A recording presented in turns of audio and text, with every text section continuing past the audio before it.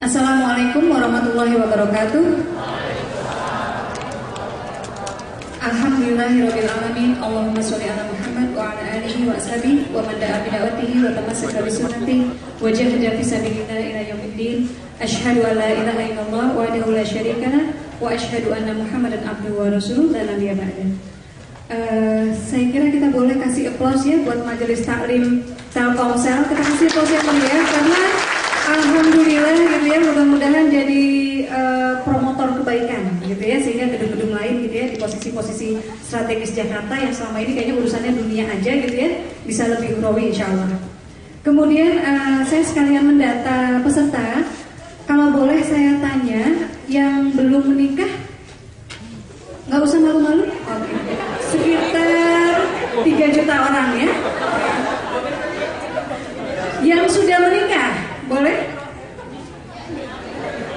Ada? Ini yang laki-laki ngakunya lajang ya. Oke. Yang ingin menikah lagi? Ada satu di belakang. Kita mulai ya materinya ya, Mas Operator. Oke, sambil sekalian memperkenalkan, saya mohon berdiri. Mohon maaf Ustaz. Saya bilang saya kalau ngisi sama Ustaz saya kemana? Karena kalau salah langsung ada yang mengoreksi gitu ya. Jadi santai kalau ngisi sama Ustaz biasanya. Oke, nama saya Asma Nadia. Lanjut lagi Mas. Saya ibu rumah tangga, jadi saya pekerjaannya itu di rumah. Kebetulan juga bekerja di rumah, jadi pengangguran. Menikah dengan suami yang juga dalam tanda kutip pengangguran. Karena kita sama-sama mengelola publishing sekarang ya, selain mengisi materi-materi motivasi. Ini suami saya, ya. Yang perempuan coba jangan dipandang lama-lama. Already taken ya. Saya satu hal saya pikir tentang pernikahan yang saya baru ngeh setelah menulis novel Rumah Tanpa Jendela adalah bahwa ada satu agenda besar yang selama ini terlupakan, dan saya pikir suami saya memegang peranan penting menyiapkan agenda ini bagi saya, bahwa kita semua kan akan mati, ya kan? Loh, ini kenapa jadi seminar pranikah jadi tentang kematian gitu ya? Tapi intinya gitu, kita semua akan mati. Selama ini saya pikir ini kan calon-calon ayah atau yang sudah ayah, ini calon ibu atau sudah ibu ya. Saya pikir selama ini kalau kita semua tahu kita takut mati, kita akan mati gitu ya, dan kita nggak siap gitu. Biasanya yang terpikir apa? Menyiapkan diri, nambah bekal sebanyak-banyaknya, betul? Betul ya, itu ya, jauhin dosa ya, selingkuh gitu ya, biar cantik, atau yang ibu-ibu biar ganteng juga gitu ya, tetangga di sebelah meja. Padahal nggak ngantor ya, mejanya meja kantin. Ntar dulu gitu ya, karena kita ingat mati, betul. Tapi saya ketika menyiapkan novel Rumah Tanpa Jendela, saya ingat satu hal yang itu di film mungkin tidak ditampilkan gitu ya. Tapi saya ingat satu hal yang saya bahas di situ adalah bahwa bagian dari kesadaran kita, keyakinan kita bahwa kita semua akan mati adalah tidak hanya menyiapkan diri sendiri, tetapi juga menyiapkan pasangan kita, juga menyiapkan anak-anak kita agar cita-cita mereka, semangat mereka, mimpi-mimpi mereka tidak mati ketika orang tua mereka, pasangan mereka mungkin tidak ada. Dan saya pikir itu tugas yang apa ya, masya Allah ya, tugas yang berat. Dan suami saya selalu berprinsip, dia berprinsip no excuse. Dia bilang gini, salah satu yang menguatkan dia juga sebagai ayah. Jadi ini kita terapkan juga di konsep kami sebagai orang tua adalah jadi orang tua yang no excuse. Jadi kalau misalnya ayah, suami saya dulu wartawan di pers asing, jadi sempat di Yomiuri Shimbun, sempat di NHK TV, dia pernah diculik katanya gitu ya, kesannya diculik dari sama GAM gitu. Berapa lama gitu nggak ada kabar, tapi ternyata enggak, cuma dalam meliput. Meliput tentang hutan 2 bulan, tentang Timor 2 bulan. Dia pulang ke rumah itu sudah daerah-daerahnya kan begitu ya, sudah kondisi yang mukanya merah semua, tapi secapek apapun dia selalu ketika anak-anak manggil, ketika anak-anak main dia nggak pernah bilang enggak. Ayah capek, dia nggak pernah bilang gitu. Kecuali memang sakit, dan biasanya kalau sakit agak berat. Dia selalu bilang, saya bilang gini, kenapa ya gitu? Anak-anak kan pengertian, anak-anak kan ngerti. Terus dia bilang, udah sebagai orang tua, sebagai pasangan juga kita harusnya no excuse, nggak beralasan. Kenapa? Anak-anak kita butuh kita itu sekarang, Bunda. Mereka nggak butuh kita, nggak butuh didongengin misalnya, Bunda dongengin aku ya. Kadang-kadang kita mungkin kalau yang bekerja ya, ibu-ibu saya takut banget ya, jauh lagi, kadang-kadang ada tinggal di Depok ya, kita mungkin capek gitu. Tapi dia bilang, anak-anak tuh taunya sekarang. yang Depok merasa ya. Anak-anak tuh butuh kita sekarang, karena anak-anak kita minta didongengin, ngajak main, kemudian ngajak main bola mungkin sama yang bapak-bapak, itu sekarang, nggak nanti-nanti. Ya, jadi nggak akan misalnya 20 tahun lagi, ya kita bilang ke mereka, sekarang papa sama bunda, papa sama bunda nggak kecil banget ya, ayah sama bunda udah pensiun nih gitu, yang mau main bola siapa sama ayah? Itu anak 20 tahun ya, udah kumisan ya, udah nggak lagi gitu. Terus satu lagi yang dia pikirkan adalah bunda kita harus selalu berprinsip no excuse. Kenapa? Karena kita nggak pernah tahu kapan kita baliknya ke situ lagi, kapan kita mati. Dan karena kita nggak pernah tahu usia ayah nggak tahu usia anak-anak, ayah nggak tahu usia bunda, ayah nggak ingin menjadi orang yang menyesal ketika ada apa-apa dengan yang kita cintai, gitu ya. Oke, ini kemudian saya ada bunda dari Putri Salsa, dia penulis cilik, buku ke-8-nya baru saja diterbitkan. Boleh menjadi motivasi tambahan untuk mendapatkan nafkah ya, maisha ya, yang putra jadi lebih siap menikah. Kenapa? Anak kecil aja udah punya royalti gitu ya, keterlaluan, jangan kita biarkan sendiri. Lanjut, saya juga bunda dari ada Putra Firdaus, mohon maaf fotonya agak seksi. Yang ingin menjalin besanan silakan, ada formulir di depan di dekat bazar buku.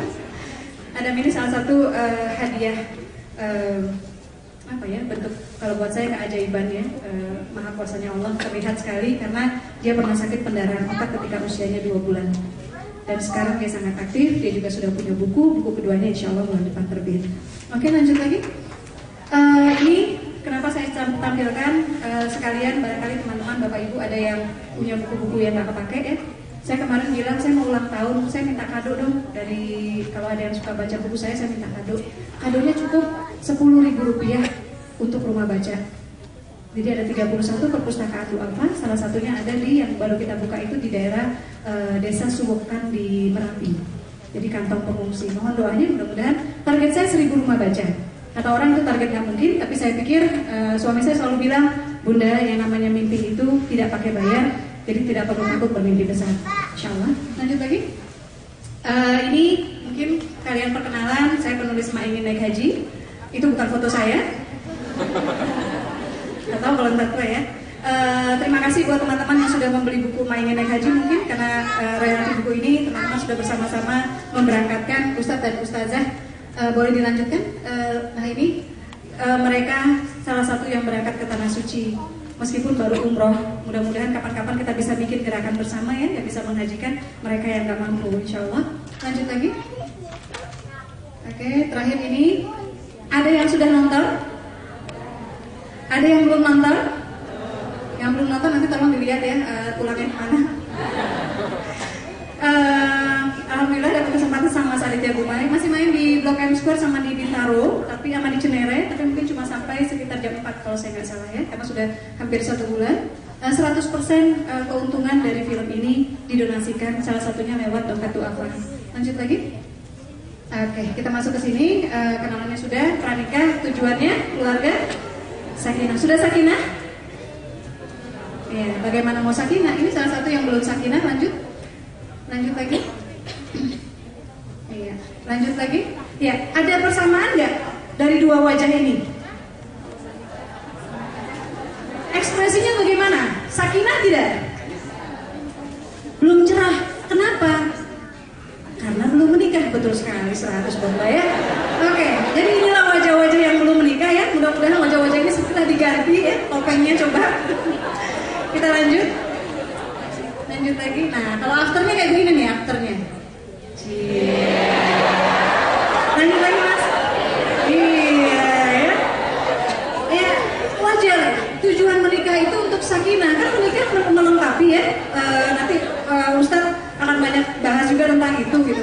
Melengkapi diri. Gitu ya. Harusnya kalau lengkap beda tampang yang sudah lengkap dengan tampang yang belum lengkap. Jadi kalau ada nih bapak ibu yang udah menikah refleksi nih, kok muka gue nggak begitu ya? Istri juga kayaknya cemberut aja gitu ya, apalagi makin tua tanggal makin cemberut gitu ya. Nah kalau tanggal muda cerah lagi gitu ya, matahari bersinar lagi ya. Jadi tujuan menikah itu simply ketika saya tanya sama suami, saya bilang waktu itu, ayah tujuan menikah apa sih? Saya pikir dia akan mengeluarkan konsep, wah menikah itu untuk ini, kita mengabadikan apa, meneruskan ras manusia, ini banget ya. Menikah itu ini, menikah ibadah, menikah. Tapi dia bilang gini bunda, menikah itu untuk bahagia. Asik kan? Menikah itu untuk bahagia. Jadi ketika ada yang mungkin sudah menikah tapi merasa kurang bahagia atau tidak bahagia, berarti saya sama sudah tahu ya bahwa jawaban itu akan terdengar dari kalangan bapak-bapak. Nah, bukan pasangannya diganti ya. Kalau seperti itu nanti ada masalah dengan pasangan, terus nikah lagi. Mari kita beristighfar. Astagfirullah. Yang kenceng istighfarnya ibu-ibu ya, padahal yang niat bapak-bapak ya. Ya, jadi kalau memang ini tidak tercapai, tidak sakinah, berarti harus diluruskan, dicari apa yang membuat sakinah, apa yang tidak sakinah. Berarti bagaimana, apa yang harus saya lakukan, apa yang harus diagendakan dengan suami sehingga sakinah bersamamu ini insya Allah bisa tercipta, gitu ya. Lanjut lagi. Oke, lanjut mas. Susah nggak kira-kira menggapai sakinah itu? Saya pernah diadu, soalnya diadu ya sama Ustazah Yoyo.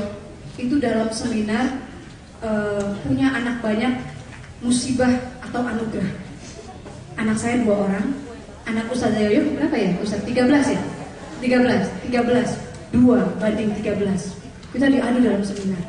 Menjelang akhir seminar itu, semua pada semangat kayaknya abis ini pengen punya anak 13. Bersemangat.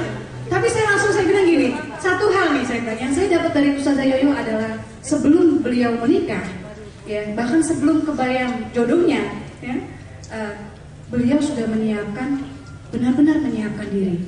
Salah satunya juga menyiapkan kondisi fisik, yang suka olahraga.